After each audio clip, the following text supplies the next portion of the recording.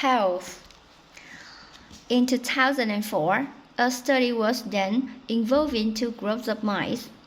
One of these groups had the germs and their stomach artificially removed, while the other had theirs left intact.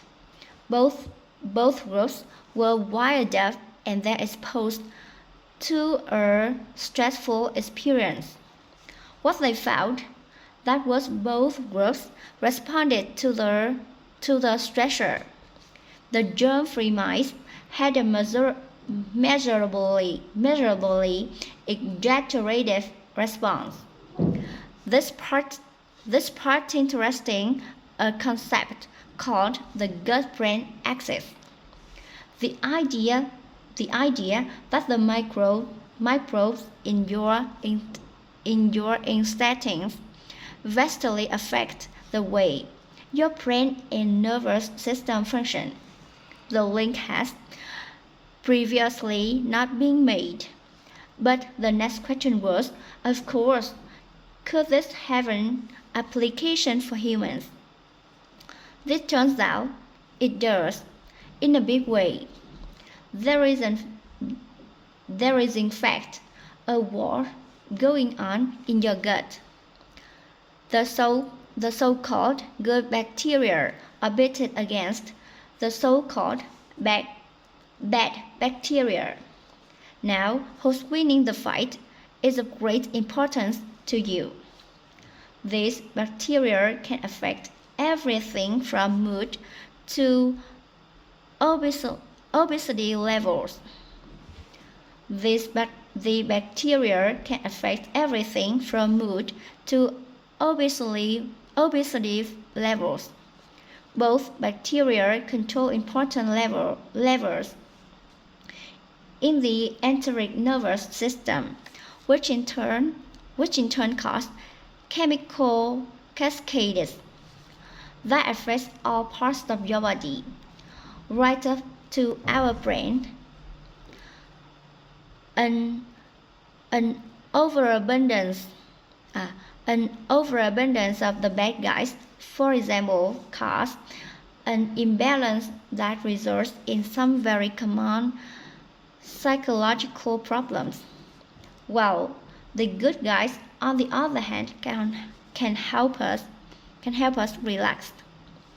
They do this by releasing GABA in stimulating the vagus nerve, amongst other things. This collective of gut bacteria is known as the microbiome.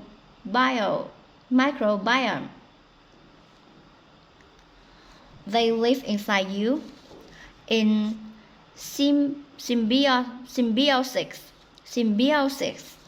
You need them and they need you. But just like you, they need to be fit in the right way. That brings us to a fact that has been known by most cultures for at least thousands of years, that what you eat shapes who you are. The food you put into your gut encourages the growth of one of these kinds of bacteria, and thus in turn affects all the above mentioned things.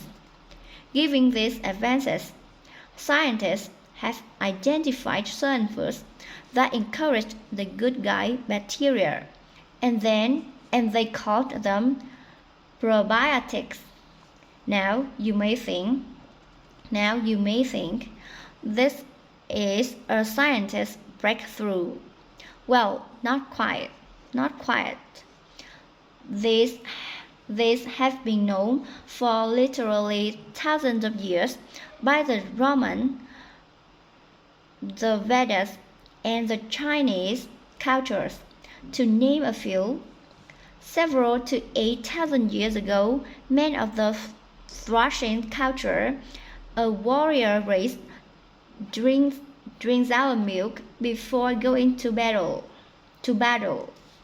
Marco Polo, the explorer, hailed the magical qualities of an ancient drink known as kefir, and one version the Bible even says Abraham, a patriarch of Judaism, owed his long life to the consumption of sour milk.